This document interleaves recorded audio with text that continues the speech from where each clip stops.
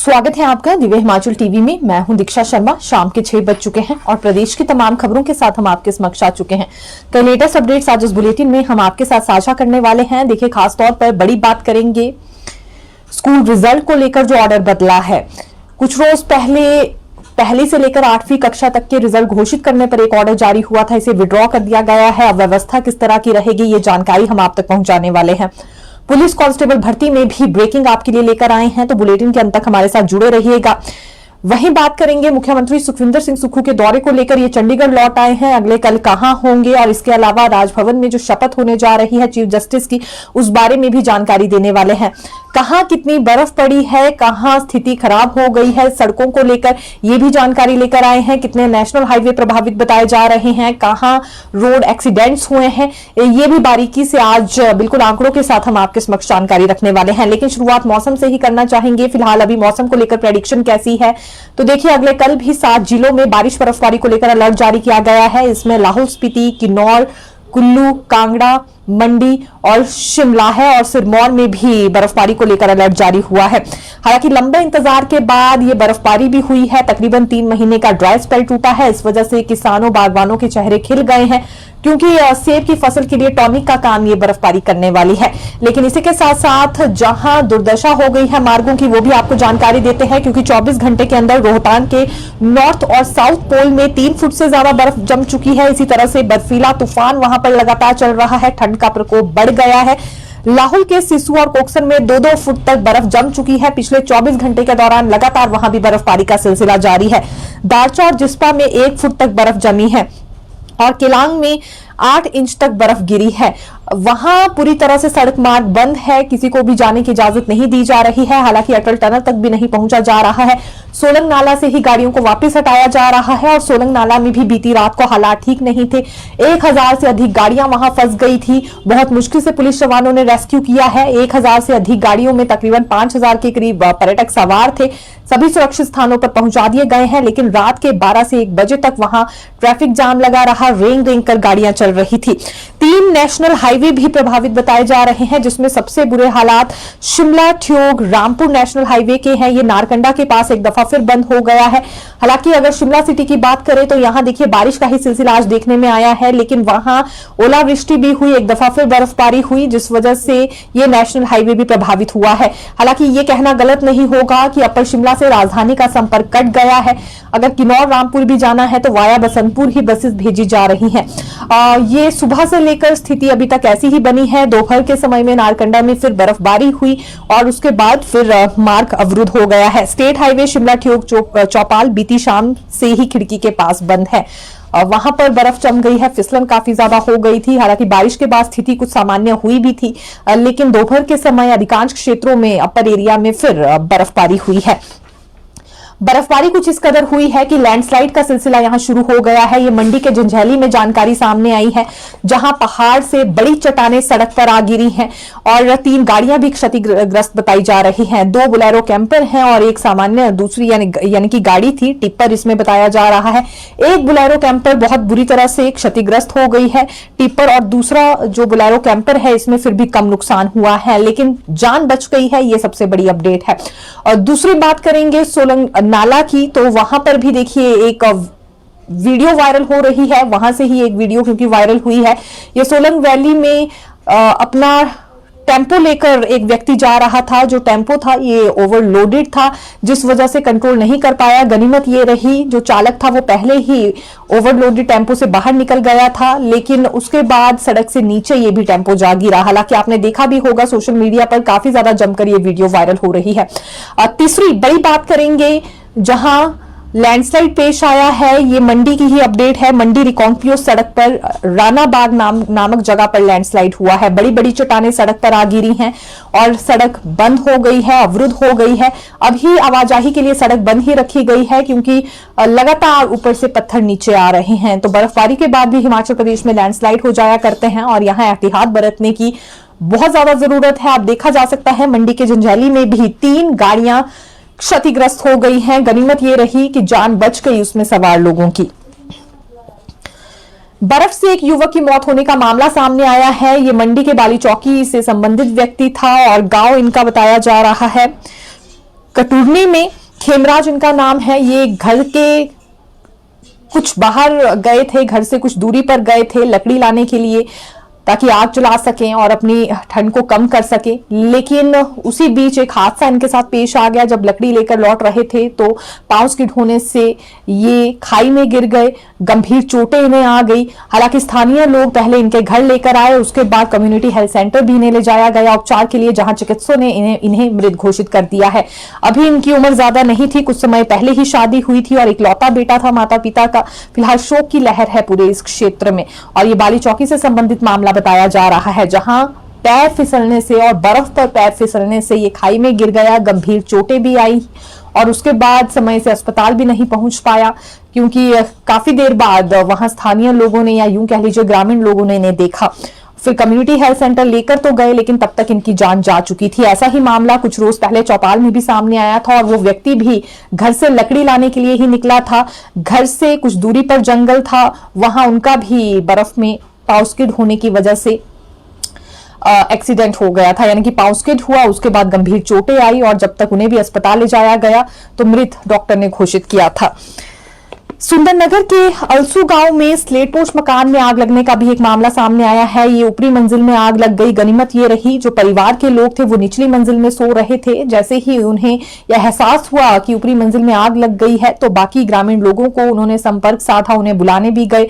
हालांकि वहां दमकल विभाग की टीम भी पहुंच गई थी और आग पर काबू पाया गया, लेकिन जितनी देर में आग पर काबू पाया गया सब कुछ जलकर राख हो गया था। लाखों का नुकसान इनका भी हो गया है। ये सुबह 4 बजे के वक्त आग लगने का मामला सामने आया है। अलसू गांव बताया जा रहा है और ये इनका स्लेट पोश मकान था, 2 मंजिला मकान था। गनीमत ये रही कि ऊपरी मंजिल में कोई भी व्यक्ति परिवार का नहीं सो रहा था। 21 वर्षीय युवक ने फंदा लगाकर आत्महत्या कर ली है। ये मामला बताया जा रहा है ठियोग उपमंडल का। ठियोग उपमंडल के तहत पुलिस चौकी छैला में ये मामला दर्ज हुआ है। दरअसल ये मोटर मैकेनिक बताया जा रहा है पेशे से युवक, महज 21 वर्षीय इसकी उम्र है, यूपी का रहने वाला था और किस वजह से इसने सुसाइड कर लिया है, पंखे में खुद को लटका लिया, अभी तक ये रहस्य ही बना हुआ है। जानकारी सामने नहीं आई है, लेकिन पुलिस की ओर से कोशिश की जा रही है और धारा 194 के तहत कार्रवाई शुरू कर दी गई है। हालांकि शव का पोस्टमार्टम करवाने के बाद सौंप दिया गया है परिजनों को भी, लेकिन ये भी एक बहुत ही गंभीर मामला कहना चाहेंगे। 21 वर्ष की उम्र में देखिए फंदा लगा लिया गया और कारण का किसी को कोई अदा पता नहीं है कि किस वजह से युवक ने फंदा लगाया है। मुख्यमंत्री सुखविंदर सिंह सुक्खू ने देश के पूर्व प्रधानमंत्री स्वर्गीय मनमोहन सिंह को आज श्रद्धांजलि दी। दिल्ली में कांग्रेस कार्यालय में ही और इनकी अंतिम विदाई में भी ये शामिल हुए हैं। साथ ही साथ इनके बेहतरीन कार्यों को मुख्यमंत्री ने सराहाया भी और मनमोहन सिंह को भी याद किया। अंतिम यात्रा में आज ये भी शामिल हुए थे, जिसके बाद लौट आए हैं, चंडीगढ़ पहुंच चुके हैं और अगला क्या इनका दौरा रहेगा जानकारी आपको देंगे। लेकिन ये फिलहाल पूरे देश के लिए ही एक बड़ी क्षति है। 92 साल की उम्र में मनमोहन सिंह चले गए। उन्होंने देश के लिए बहुत ही बेहतरीन काम किए थे और दिल्ली एम्स में उनकी ओर से आखिरी सांस ली गई है। इस बीच मुख्यमंत्री सुक्खू का भी ये कहना था कि कुछ एक जो बड़े फैसले उनकी ओर से लिए गए थे, जैसे कि सूचना का अधिकार, शिक्षा का अधिकार, राइट टू फूड और रोजगार का अधिकार उन्होंने देश को दिया है और इन कदमों को कभी भी भुलाया नहीं जा सकता है। ये आने वाली पीढ़ियां भी सराहती रहेंगी। एक और बात इनकी ओर से कही गई कि अगर मनरेगा की शुरुआत मनमोहन सिंह की ओर से नहीं की गई होती तो ग्रामीण इलाकों में लोगों को रोजगार नहीं मिल पाता, उनके चूल्हे उस तरह से नहीं जल पाते जैसे कि आज उनको एक सुविधा मिल रही है। वो अपने घर बैठे ही कमा पा रहे हैं, दिन में दिहाड़ी लगाते हैं, सुबह शाम अपने घर पर बिताते हैं। पहले घर से बहुत दूर भी आना पड़ता था और ग्रामीण महिलाओं को भी कार्य करने का मौका उनकी इस योजना के बाद मिला है। हालांकि अभी हिमाचल प्रदेश में 7 दिन तक शोक घोषित किया गया है और सभी बड़े स्तर के कार्यक्रम रद्द कर दिए गए हैं। हालांकि छोटे बड़े लेवल के जितने भी सरकारी कार्यक्रम थे सभी कैंसिल हुए हैं। आप देख सकते हैं विंटर कार्निवल भी रोक दिया गया है 1 तारीख तक, उसके बाद ही दोबारा से उसका आगाज हो पाएगा। लेकिन मुख्यमंत्री सुखविंदर सिंह सुक्खू चंडीगढ़ लौट आए हैं दिल्ली से और केंद्रीय मंत्रियों से मुलाकात नहीं कर पाए क्योंकि मनमोहन सिंह का निधन हो गया था। इस वजह से शेड्यूल पूरा चेंज हो गया है। अगले कल ही ये शिमला लौट आएंगे और सुबह 11 बजे, क्योंकि नए चीफ जस्टिस की शपथ भी होने जा रही है।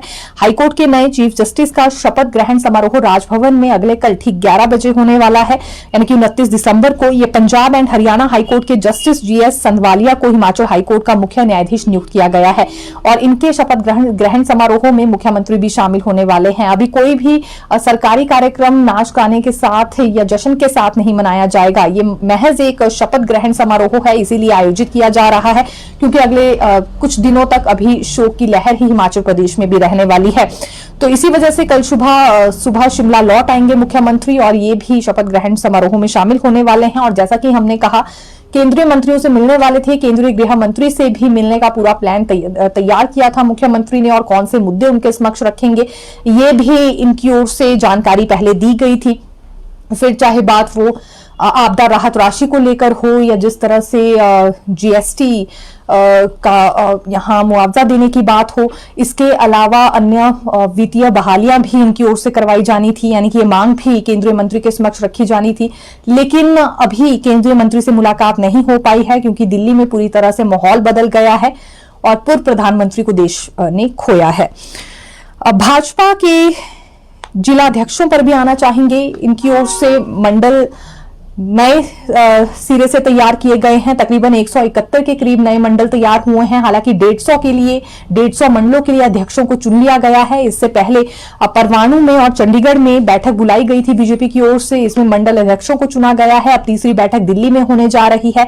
जब एक लिस्ट पूरी तैयार हो जाएगी 171 मंडलों के अध्यक्षों की, तो वो दिल्ली भेजी जाएगी क्योंकि फाइनल मोहर तो दिल्ली से ही लगकर आनी है मंडल अध्यक्ष को लेकर भी। और ये देखना भी काफी ज्यादा रोचक रहेगा कि क्या नए साल में नए प्रदेश अध्यक्ष मिल पाएंगे भाजपा को। अभी डॉक्टर राजीव बिंदल के पास ये दारमदार है, लेकिन इसके बाद नया अध्यक्ष चुनने की बात हो रही है, वो इसी वजह से क्योंकि कार्यकाल खत्म होने जा रहा है डॉक्टर राजीव बिंदल का।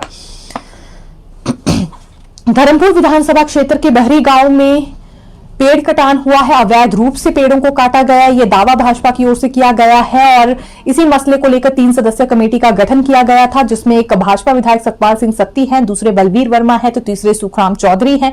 ये भी अगले कल ही धर्मपुर में भाजपा कार्यालय में पहुंचने वाले हैं अपनी रिपोर्ट के साथ। इन्हें तथ्य जुटाने के लिए कहा गया था कि कितने पेड़ों का कटान हुआ है अवैध रूप से, और इसके लिए परमिशन भी नहीं ली गई थी फॉरेस्ट डिपार्टमेंट से। तीसरी बड़ी बात ये कि ऐसे पेड़ों का भी कटान हुआ है जो कि औषधीय गुण भी रखते थे या फिर पूरी तरह से प्रतिबंध था जिन पेड़ों के कटान के लिए, तो ये ठीक नहीं हुआ है। और इसी वजह से यहाँ कमेटी का गठन किया गया भाजपा की ओर से, और यही कमेटी अब अपनी रिपोर्ट पेश करने वाली है 29 दिसंबर को, यानी कि अगले कल ही सुबह 10 बजे। और पत्रकार वार्ता भी धर्मपुर में भाजपाइयों की ओर से फिर यहाँ बुलाई जाएगी, जिसमें कई तथ्य ये रखने वाले हैं, सरकार के खिलाफ कुछ बातें भी कहेंगे, बड़े आरोप भी पेड़ कटान को लेकर लगाए जा सकते हैं।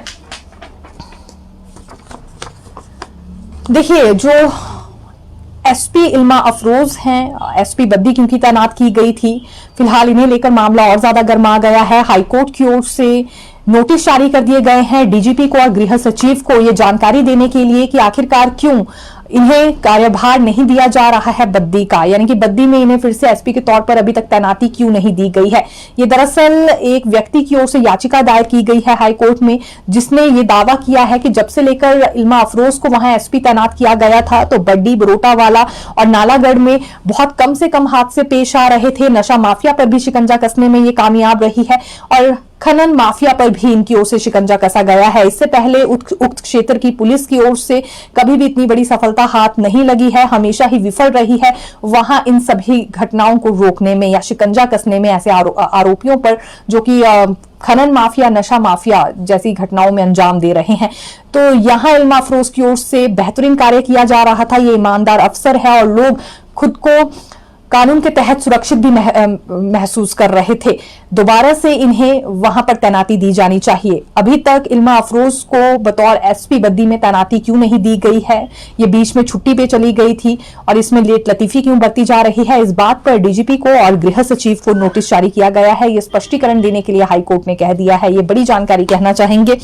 अब पुलिस कांस्टेबल भर्ती से जुड़ी भी बड़ी जानकारी लेकर आए हैं। दरअसल यूं तो माना यह जा रहा था कि ग्राउंड टेस्ट बाद में होगा, पहले रिटन टेस्ट हो सकता है, लेकिन पहले अब ग्राउंड टेस्ट होने जा रहा है और ये मामला लोक सेवा आयोग की ओर से भेज दिया गया है पुलिस विभाग को यानी कि पीएचक्यू को मामला भेज दिया गया है। इससे पहले विंडो ओपन की गई थी लोक सेवा आयोग की ओर से कि जो आवेदक रह गए हैं फीस डिपॉजिट करने के लिए, अभी तक जिन लोगों की ओर से आवेदन तो किया गया लेकिन फीस डिपॉजिट नहीं की गई है, वो समय से फीस दे सके। ये 1300 के करीब आवेदक थे जिन्होंने फीस नहीं दी थी। तिथि पूरी हो गई है। अब ये प्रक्रिया पूरी होने के बाद पीएचक्यू को मामला भेज दिया गया है लोक सेवा आयोग की ओर से, ताकि जल्द से जल्द ग्राउंड टेस्ट की प्रक्रिया पूरी हो सके और उसके बाद रिटन टेस्ट होगा। अभ्यर्थी क्योंकि इंतजार कर रहे थे कि प्रक्रिया अगली कब बढ़ेगी, तो अब ये पीएचक्यू को मामला दिया गया है। पीएचक्यू अब यहां तिथि निर्धारित करेगा ग्राउंड टेस्ट के लिए। देखिए, एक ऑर्डर जारी हुआ है रिजल्ट घोषित करने पर। पहली से 8वीं कक्षा तक जो परीक्षाएं होती हैं वो अपने स्तर पर ही स्कूलों की ओर से करवाई जाती हैं, और इसमें एक बड़ी जानकारी ये भी है कि 8वीं तक बच्चों को फेल नहीं किया जाता है, यूं ही प्रमोट कर दिया जाता है। लेकिन कुछ रोज पहले ही यहां एक अधिसूचना जारी हुई थी जिसमें सेंटर हेड टीचर को ऑथोराइज कर दिया गया था कि वो अपने स्तर पर रिजल्ट डिक्लेयर कर सकता है, लेकिन इस अधिसूचना को विड्रॉ कर दिया गया है। अब व्यवस्था पहले जैसी ही रहेगी, यानी कि ब्लॉक एलिमेंट्री एजुकेशन ऑफिसर्स से रिजल्ट डिक्लेयर करने के मामले में हस्तक्षेप करने को कहना होगा। पहले व्यवस्था ऐसी ही रहती थी, जब भी पहली से लेकर 8वीं कक्षा तक का रिजल्ट तैयार होता था या घोषित किया जाता था तो बीच में ब्लॉक एलिमेंट्री एजुकेशन ऑफिसर्स की राय भी ली जाती थी और इनकी ओर से भी इसमें इंटरप्शन रहती थी। लेकिन कुछ रोज पहले अधिसूचना जारी हुई जिसमें कि सेंटर हेड टीचर को ही ऑथोराइज कर दिया गया था कि उसे यहाँ बीईओ से कोई भी अनुमति लेने की आवश्यकता नहीं है, अपने स्तर पर वो रिजल्ट डिक्लेयर कर सकता है। तो अभी ये अधिसूचना विड्रॉ हो गई है, व्यवस्था पहले जैसी ही रहने वाली है। 31 दिसंबर तक ये विंटर क्लोजिंग स्कूल्स में पहली से लेकर 8वीं कक्षा तक के छात्रों का रिजल्ट घोषित कर दिया जाता है, और अभी तक की व्यवस्था यही है कि यूं ही प्रमोट किया जाता है बच्चों को। अगर वो फेल भी हो जाते हैं तो 8वीं तक पहुंच जाते हैं, लेकिन सरकार और केंद्र सरकार की ओर से अब ऐसे भी कुछ कदम उठाए जा रहे हैं कि बच्चों को यूं ही प्रमोट ना किया जाए। हालांकि वो 8वीं, 9वीं और 10वीं तक की कक्षाओं के लिए यहाँ पर जरूर फैसला हुआ है। खैर 10th हम इसमें काउंट नहीं कर सकते, लेकिन 8वीं और 9वीं की कक्षा के लिए। लेकिन अब इससे पहले भी जो बच्चा फेल होगा उसे फेल ही कंसिडर किया जाएगा। एक बारी मौका मिलेगा उसे 2 महीने बाद परीक्षा देने का। अगर उसमें भी वो फेल पाया जाता है तो पिछली कक्षा में ही उसे बैठना होगा। ये केंद्र सरकार की ओर से निर्णय लिया गया है। राज्य सरकार ने अभी इस निर्णय पर फैसला लेना है। राज्य सरकार की ओर से अभी इस पर कोई हलचल दिखी नहीं है, लेकिन जल्दी ही राज्य सरकार भी ये निर्णय लेने वाली है कि कैसे इस फैसले को लागू करना है, कि बच्चों को फेल करना है या नहीं करना है। केंद्र सरकार ने अपनी ओर से क्योंकि तय कर लिया है। पढ़ाई इससे काफी ज्यादा प्रभावित हो रही है बच्चों की, और आगे जब बोर्ड की कक्षाएं होती हैं 10वीं और 12वीं की तो बच्चे फर्स्ट जाते हैं। शिक्षा का स्तर भी इससे काफी घट रहा है, इसलिए जरूरी है कि जो बच्चा काबिल होगा उसे ही अगली कक्षा में बिठाया जाए। ये व्यवस्था में बदलाव हो सकता है, लेकिन फिलहाल के लिए अभी नहीं। राज्य सरकार की ओर से अभी इस पर कोई निर्णय हुआ नहीं है, और अगर होता भी है तो अगले सत्र से ही होगा। लेकिन अभी के लिए जो अधिसूचना जारी हुई है उसमें यही क्लियर किया गया है कि सेंटर हेड टीचर अब ऑथोराइज्ड नहीं होंगे, पहले जैसी व्यवस्था रहेगी। यहाँ बीईओ से उन्हें हस्तक्षेप करवाना होगा पूरे मामले में। यानी कि अधिसूचना जब विड्रॉ हुई है तो उसका मतलब ही ये समझा जा रहा है कि पहले जैसी व्यवस्था ही रहेगी। तो फिर मिलेंगे नई खबर के साथ। देखते रहिए दिव्य हिमाचल टीवी। धन्यवाद।